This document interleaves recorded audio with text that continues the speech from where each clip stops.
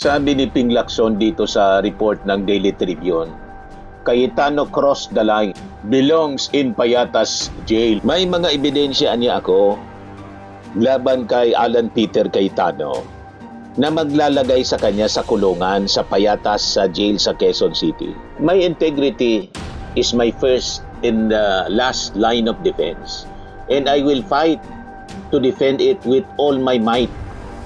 Senator Cayetano has crossed the line by attacking it. Ito ngayon ang mga balita. Lacson denies Cayetano claim that his net worth had doubled.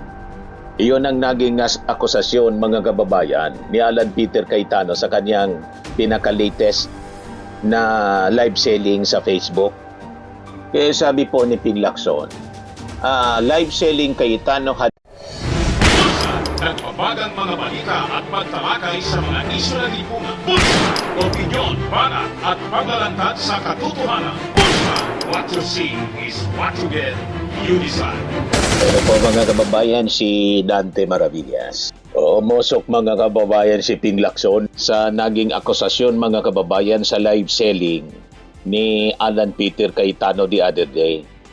Inaakusa si Ping Lacson na dumoble yung yaman. Sabi ni Ping Lacson dito sa report ng Daily Tribune, Cayetano crossed the line, belongs in Payatas Jail. May mga ebidensya niya ako laban kay Alan Peter Cayetano na maglalagay sa kanya sa kulungan sa Payatas sa jail sa Quezon City.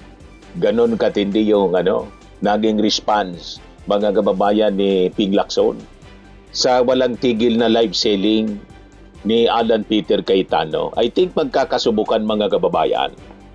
At may madadagdag sa mga senador na mag-iimas rehas mga kababayan sa kulungan. Yan mga kababayan, at report ngayon ng Daily Tribune, Ping wants Alan jail. My integrity is my first and last line of defense, and I will fight to defend it with all my might. Senator Cayetano has crossed the line by attacking it. As of this morning, I am still counting informants and witnesses, directly or through intermediaries, willing to provide information and evidence to put him in his proper place, the Payatas, Quezon City Jail. Tapos, hindi siya ngayon tatantanan, mga kababayan, ni Ping Lacson. Matinik pa naman po si Ping Lacson na investigador kasi dating PNP chief siya, mga kababayan. Hindi siya tulad ni Bato de la Rosa. Ito ngayon ang mga balita. Lacson denies Cayetano claim that his net worth had doubled. Iyon ang naging akusasyon mga kababayan ni Alan Peter Cayetano sa kanyang pinaka-latest na live selling sa Facebook. Kaya sabi po ni Ping Lacson, live selling Cayetano had 6.79 billion budget insertions in 2025 GAA. Kita mo na, maglalabasan na po ng baho. Yan ang sabi ni Ping Lacson.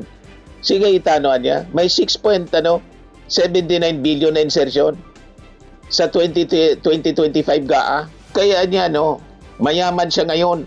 Pero sabi ni Lacson, ako yung yaman ko, legitimate kong nakuha mula sa aking private business and never resorted to kickbacks. So ayon po kay Ping Lacson, that there are ghost flood control projects in Taguig City na baluarte ni Cayetano. Let me correct Senator Alan Peter Cayetano's latest live selling on FB using wild insinuations and black propaganda against me. Hindi nagdoble ang net worth ko sa SALN.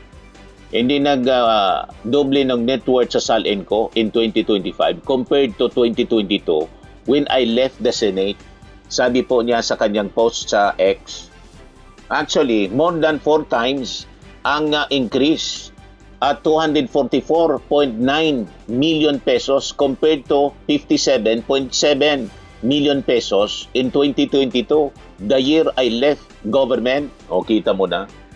Mali pa nga yung information pala, mga kababayan ni Cayetano, dumoble daw. 4 times nga na dumami yung yaman ni Ping Lacson. Pero sabi ni Ping Lacson, legit ang pinanggalingan ng kanyang negosyo. Anang kanyang yaman. Yan ang sabi ni Ping Lacson, I paid 10.5 million and 2.8 million in taxes respectively as reflected in my ITRs, income tax returns. Unlike Senator Cayetano with 6.79 billion pesos in budget insertions under the 2025 GAA, sabi niya, I have no insertions, also known as pork barrel, since I became a senator. And I do not have any 25% kickback for slope protection and other infra projects. I do not know about him, but I have consistently refused lobby monies in relation to my job as a legislator. And yes, the Blue Ribbon hearings, huwag siyang mainit. Meron ding ghost sa Taguig. Tapos magkakaalaman na. Hawak mga kababayan ni Ping Lacson ang beat. Kasi di ba siya yung dating chairman ng Senate Blue Ribbon Committee. Hawak niya ang beat. Hawak niya yung mga documents at may marami pa na mga informants ang nagbibigay sa kanya ngayon ng mga additional documents and information para ipakulong ito mga kababayan Alan Peter Cayetano dahil sa kanyang pagkakasangkot sa mga ghost projects, anomalous projects mga kababayan sa Taguig. Yan ang sabi ni Ping Lacson. At yung sinasabi niya na slope protection, parinig na yon. May mga slope protection in other infra projects anya. So parinig na yon, pasaring na yon ni Ping Lacson na ang ibig sabihin, may mga iba pang projects na anomalous na malamang kinasangkutan ni Alan Peter Cayetano. Yan kasi, daldal ng daldal, akusa ng akusa. So sabi dito, Cayetano has yet to respond to Lacson's allegations as of posting. Meanwhile, Presidential Communications Office, UC Claire Castro also lashed out at Cayetano's latest allegations against the Marcos administration. Bakit hindi kaya makapagpigil sa sarili si Senator Alan Cayetano sa paggawa ng intriga at mga kwentong walang basihan? Imbes na ituro niya ang sarili sa kanyang kapabayaan sa pagtatrabaho, magtuturo siya ng iba, masagip lang ang sarili sa kahihiyan. Ang trabaho niya na di niya magampanan ay ipapasa sa iba.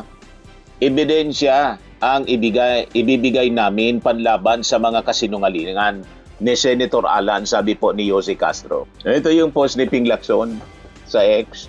My integrity is my first and last line of defense, and I will fight to defend it with all my might. Senator Cayetano has crossed the line by attacking it. As of this morning, I am still counting informants and witnesses directly or through intermediaries willing to provide information and evidence to put him in his proper place, the Payatas, Quezon City Jail, kung saan nakakulong ng una si Jinggoy, si Bong Revilla, si Marcoleta. So malamang ang susunod mga kababayan si Alan Peter Cayetano na. Parang minamagnet yung mga DDS senators, mga kababayan sa pagpasok sa kulungan. Huwag kang dadaldal pag may baho kang tinatago, sisingaw yan. Sigurado, ito na nga po. Sabay-sabay yan na sisingaw. Huwag kasi na nagmamalinis at huwag akusa ng akusa pag may tinatagong bako. O di ba, mga kababayan? Ito yung live selling ni Alan Peter Cayetano. Hindi ko nga maintindihan kung bakit ganyan yung mukha niya. Di ba? Malayo sa kanyang itsura, pati yung ilong. Parang hindi siya mga kababayan. Hindi kaya ito filtered o kung kaya AI, mga kababayan. Malayo siya sa dati niyang itsura. Hindi lang ako ang nakapansin. Tingnan niyo yung itsura niyo. Malayo sa dati. Pati yung hugis ng ilong. Pati yung hugis ng mukha. Di ba? Parang dito mga kababayan. Bumutog dito, parte. Tingnan niyo yung hugis niya.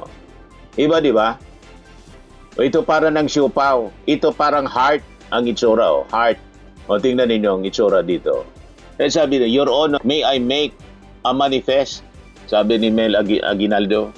Bakit po magkaiba ang itsura ng buhok at balbas ni Senator Alan Peter Cayetano?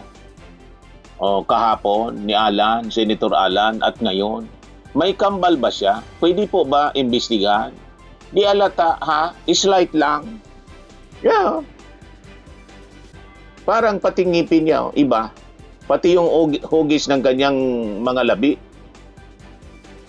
Di ba? Mga kababayan, pati yung dito. Hindi kaya fake ito? AI? O talagang dinistort niya yung hugis ng kanyang mukha? Kasi may kuha naman dito, may application dito sa may parte ng pwede mong paganunin ang mukha dito mismo sa camera ng cellphone. Naiba yung yung itsura ni Alan Peter Cayetano, yung buhok, mga kababayan, yung bigote niya. Ito yung live selling ni Cayetano na inaakusa si Ping Lacson dumoble yung yaman. So pwede na ba natin patawag ang BIR at tignan lahat ng tax ni Senator Erwin? Pwede na ba natin patawag ang AMLA at mga bangko? Ganun din kay Senator Lacson, di ba? Ano yung actual? I didn't really pay that much attention, pero parang dumoble yung kanyang salin, tapos sinabi niya sa negosyo. So, we're giving him a chance to explain. Nag-explain siya kahit walang nagtatanong. Pero ang tanong ko, ngayon ba pinapakuha natin yung AMLAC, yung pinapakuha ba natin yung BIR records niya, yung bank records, or pinapapaliwanag muna natin? Yan ang isang pinag-uusapan ngayon eh. Kaya tayo din-distract. So, unang nag-distract, NBI, saw-saw ka agad yung DOJ, itong ombudsman, pinipilit kong respeto, pero saw-saw na din na naman. And then, afterwards, ang Malacanang, kung ano nang sinasabi, hindi kasali dyan yung kakampi nila, kasali yung kakampi. Hindi daw kasali, pero sabi ng ombudsman, bubuksan ulit. So, just do your job and I will honor you kung tama, di ba? Pero inutusan din ni Senator Lacson, bantayan nyo sa impeachment. Yung pag nagtitingin na, ikaw naman, salita ka, di ba?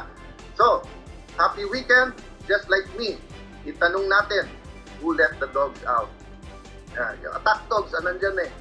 So, once na nandyan na yung attack dog, let's not be distracted. Ako, mag-aaral ako, napakaraming dokumentong dala ko. I started 1 o'clock, 1:30 in the morning kanina. I'll be doing that today, tomorrow.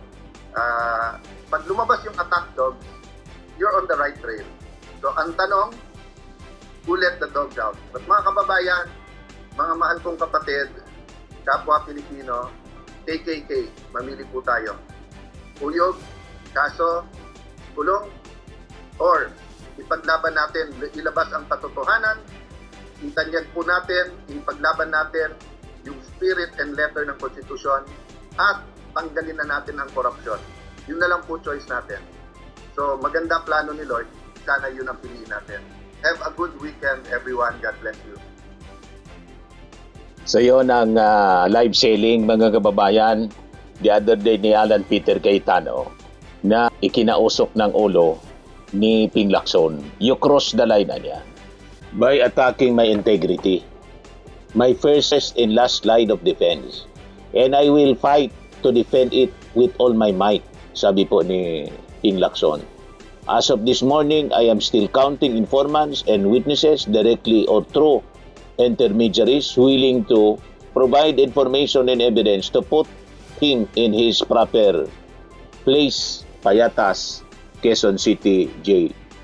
Sabi dito sa report ng Daily Tribune, Ping wants Alan jail. Kaabag-abang mga kababayan ang mga susunod na kwento, ang mga susunod na kabanata. Swimming and lifting cream, pinapahid po sa mga pulses in affected area. Mainam po sa paninigas ng mga kaso-kasuan.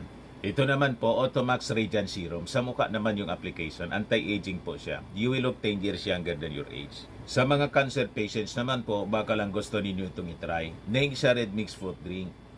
Hindi mo po siya gamot, food supplement siya. Kaya lang, gawa siya mga kababayan sa goji berry. Yung goji berry, may anti-cancer properties. O ngayon, yung mga inquiries ninyo, dumiritso na lang kayo sa aming messenger sa Facebook para masagot namin agad. Ayos pa? Ayos na ayos niya, Mr. Maravilla. Sa mga naghanap po ng malinis and spacious fitness gym, pumunta lang po kayo sa aming Colossal Fitness Gym. May Grab car rental din po kami. But anyway, ito po pala yung aming bagong product na binibenta online. I am worldwide amazing pure organic barley powdered drink mix from Australia. Negosyo to ng aking anak na architect entrepreneur Riz Maravillas. Ayan po. Kontakin na lang po ninyo siya, Riz Maravillas on Facebook. Ang mga health benefits niya: boost immunity, improves digestion, enhance energy levels, packed with antioxidants, prevent cancer. Ito naman po yung bago naming product na binibenta online. Eye Glow Serum, whitening po siya. Tingnan ninyo yung epekto sa aking anak na architect before and now. Yung mga inquiries po ninyo, dumiretso na lang kayo sa kanyang Facebook account, Riz Maravillas.